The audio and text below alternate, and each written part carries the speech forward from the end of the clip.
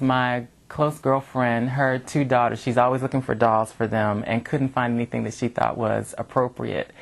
And I made my first set of dolls for them. And that's how Urban Wildflower Dolls began. Created in 2000 by quilter, painter, and mixed media artist Deborah Grayson, each doll is handmade with its own name and personality.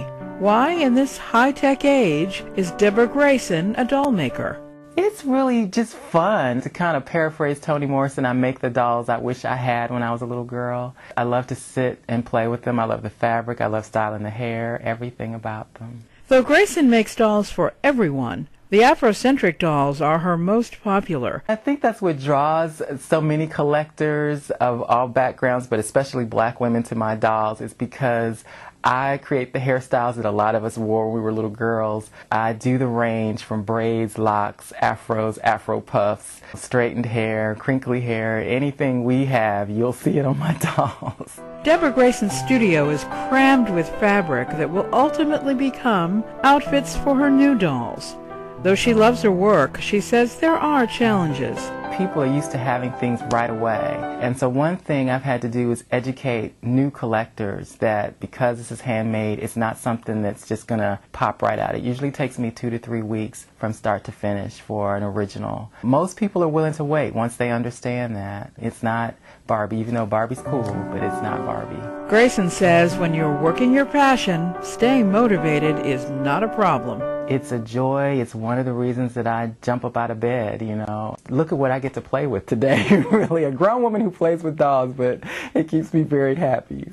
Urban Wildflower Dolls offers 5 families of dolls, including spirit dolls, beautifully crafted, often abstract renderings of the human form with a hint of otherworldly magic. Here's how Grayson describes the doll-making process. I do keep a sketchbook. I have it wherever I go, and a lot of my dolls start as doodles. I'll see someone's hairstyle or a head shape even, and that will inspire me. And then I'll start trying to sculpt it into the fabric. If I'm doing a rag-style doll, I just start with the basic body, and then I come up with hairstyles. My favorite part is selecting the fabric for the doll, what kind of clothes she'll be wearing.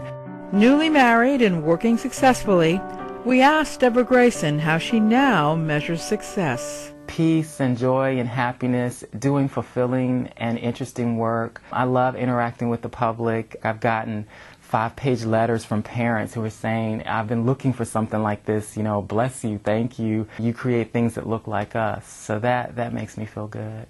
Grayson has definite ideas about growing her business. I would like to keep it somewhat of a cottage industry. I don't ever want it to be this kind of mass-produced thing because I want to maintain the uniqueness and, you know, the creativity of them.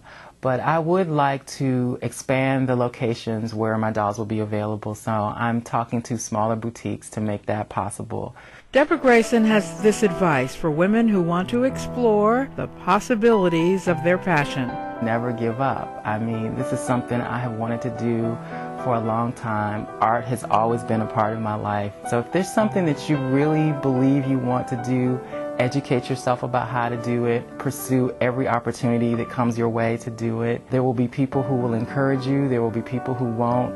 Do it in spite of that.